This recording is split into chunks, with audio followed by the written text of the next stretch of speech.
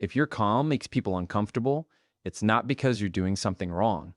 It's because silence exposes insecurity, and self-control threatens anyone who needs chaos to feel powerful. Calm presence exposes insecurity without confrontation, because calm removes the one thing insecure minds depend on most: reaction. Insecurity feeds on movement, on emotional noise, on visible resistance. When someone is calm, they don't supply fuel. They don't rush to defend themselves. They don't over-explain. They don't raise their voice to prove they matter. That absence feels threatening to people who rely on control or validation to feel safe. Calm becomes a mirror, and mirrors are uncomfortable for those who avoid self-reflection. An insecure mind is constantly scanning for feedback. Am I winning? Am I respected? Am I being challenged? Calm people don't play that game. They don't signal victory or defeat. They don't chase approval. Their stillness creates ambiguity, and ambiguity makes insecure people restless. When there is no emotional response to grab onto, insecurity starts inventing meanings. Silence is interpreted as judgment. Steadiness is mistaken for superiority. Emotional restraint is read as rejection. None of that is coming from the calm person, but all of it is projected by the one who feels exposed. Calm presence doesn't announce boundaries, yet boundaries are felt immediately. When someone remains composed under pressure, it communicates something powerful without words. I am not shaken by this. That message alone destabilizes people who equate power with emotional dominance. They expect pushback, defensiveness, explanations, or submission. Calm offers none of those. It refuses to escalate, and by refusing, it quietly takes control of the emotional temperature in the room. Insecure people often mistake calm for arrogance because they're used to measuring worth through visible struggle. If someone isn't scrambling, apologizing excessively, or proving themselves, insecurity assumes hidden judgment. The calm person becomes a threat simply by existing peacefully. This is why calm people are sometimes labeled as cold, distant, or intimidating. Those labels are not descriptions of the calm person's behavior. They are confessions of the observer's discomfort. Calm presence also exposes insecurity because it removes distraction. Loud reactions, emotional chaos, and constant explanations give people something to focus on besides themselves. Calm takes that away. When there's no drama to engage with, insecure minds are left alone with their thoughts. That silence can feel unbearable. It forces awareness of internal instability, unmet needs, and unaddressed fears. The discomfort isn't caused by the calm person. It's caused by the absence of external noise that usually keeps insecurity hidden. There's also a power shift that happens quietly. Calm people don't chase control, but they often end up holding it because they are not reactive. Reactivity gives leverage to others. If someone can provoke you, rush you, or emotionally hijack you, they have influence over you. Calm removes that leverage. Insecure minds feel this loss immediately. Even if they can't articulate it, they sense that their usual tactics don't work, and that realization feels like exposure. Calm presence challenges the belief that respect must be demanded. Insecure people often equate respect with fear or emotional dominance. Calm people command neither, yet they are still respected.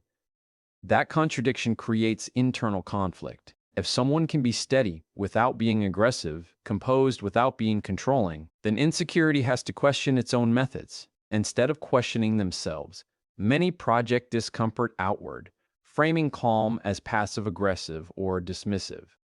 Another reason calm exposes insecurity is because it doesn't compete. Insecure minds are constantly comparing. Who's ahead? Who's behind? Who's more important? Calm people opt out of that comparison without announcing it. They don't try to one-up, interrupt, or dominate conversations. That lack of competition removes the scoreboard. Without a scoreboard, insecure people don't know where they stand, and that uncertainty triggers anxiety. Calm also disrupts emotional hierarchies. In many environments, the most reactive person sets the tone. The loudest emotion becomes the dominant one. Calm refuses to submit to that hierarchy.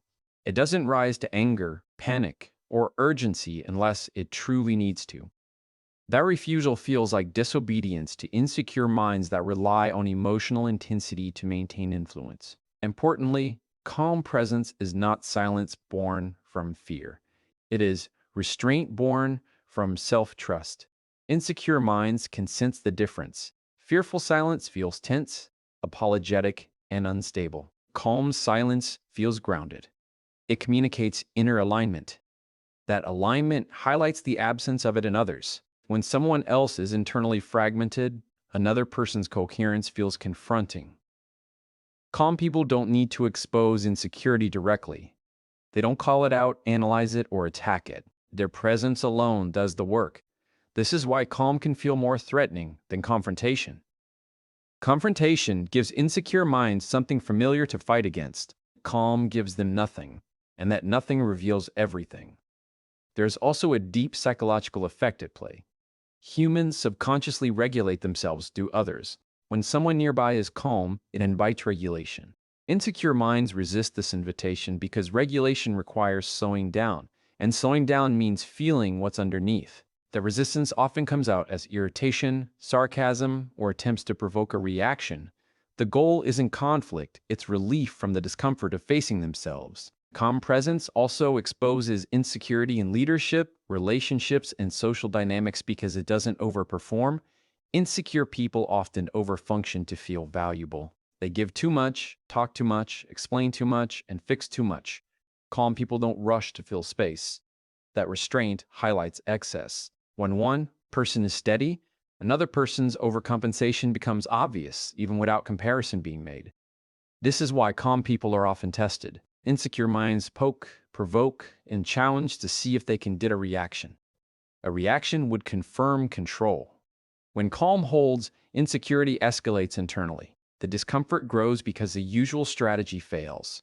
What looks like indifference from the outside is actually emotional independence. And emotional independence destabilizes people who rely on external validation to regulate their self-worth. Calm presence doesn't shame insecurity, but it does remove its cover. It reveals that insecurity is not caused by others, but activated by contrast. The contrast between inner steadiness and inner turbulence makes the turbulence visible. That visibility is uncomfortable, not because calm is harmful, but because truth without commentary is hard to ignore. Calm people don't win arguments by overpowering others. They change dynamics by refusing to participate in dysfunction. That refusal exposes insecurity more clearly than any accusation ever could, because it leaves no place to hide, no emotional smokescreen, no reaction to blame. Only the quiet realization that the discomfort is coming from within emotional self-control disrupts the need for dominance and validation, because dominance is rooted in insecurity's fear of losing. Influence: when someone cannot regulate their emotions, they attempt to regulate other people instead. Control becomes a substitute for inner stability.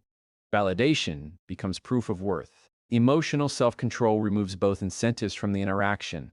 It quietly communicates that approval is not required and power is not being contested. That message alone unsettles those who rely on emotional leverage to feel significant.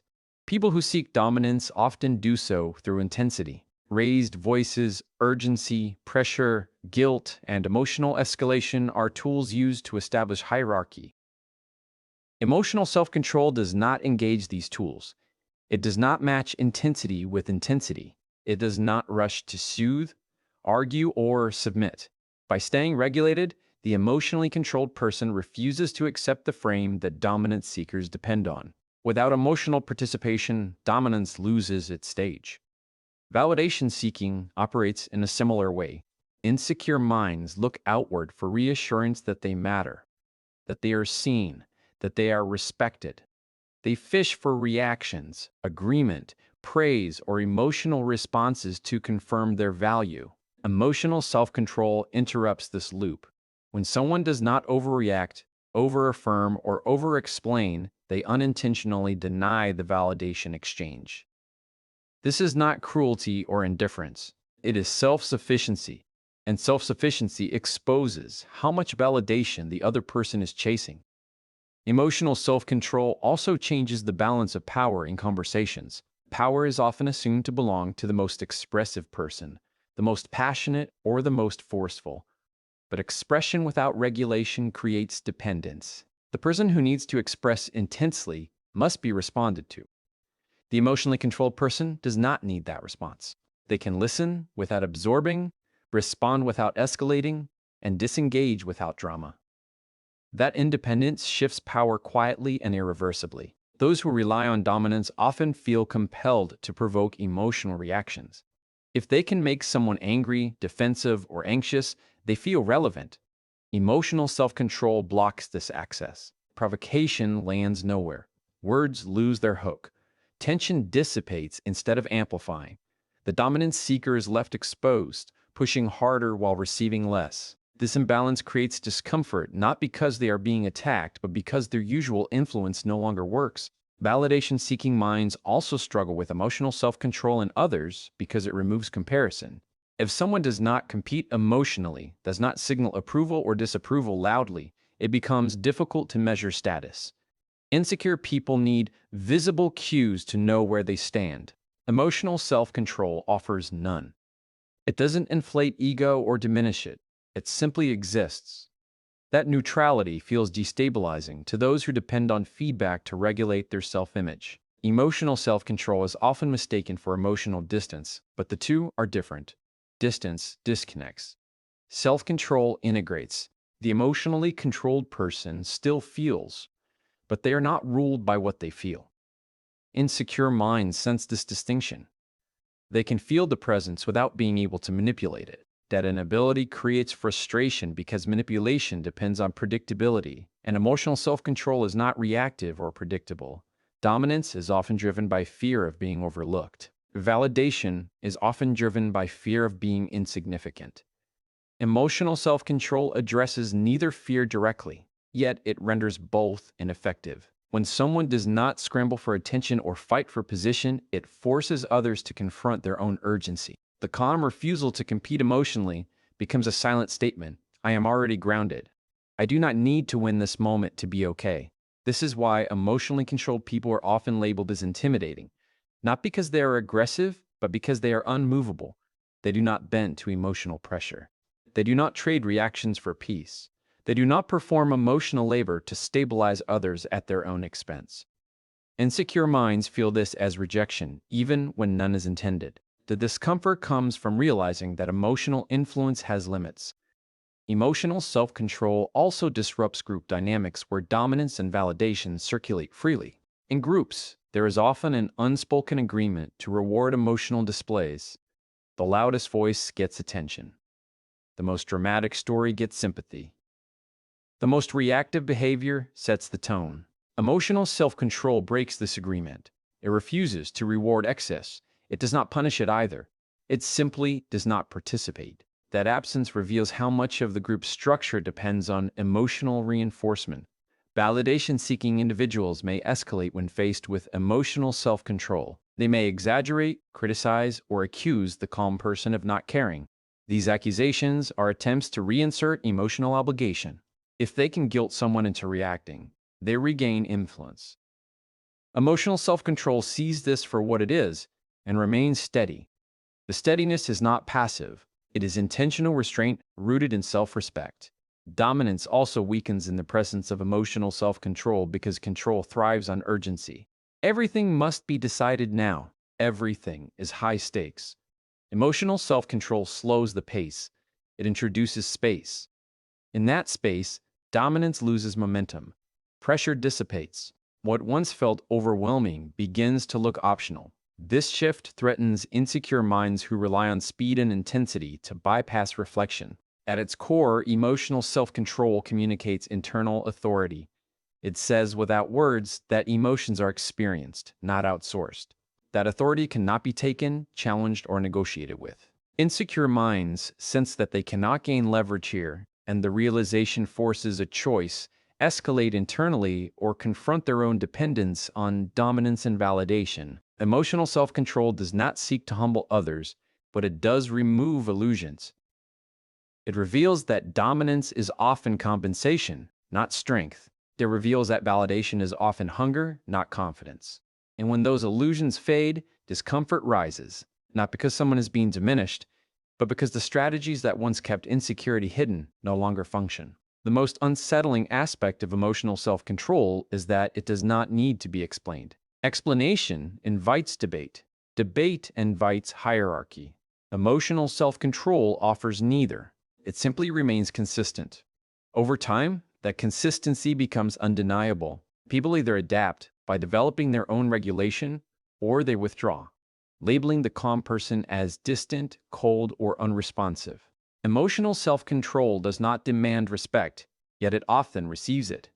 Not through fear, not through dominance, not through approval seeking, but through stability. Stability exposes how fragile dominance and validation truly are because they collapse in the absence of emotional compliance, leaving behind the quiet truth that influence built on insecurity cannot survive without constant reinforcement.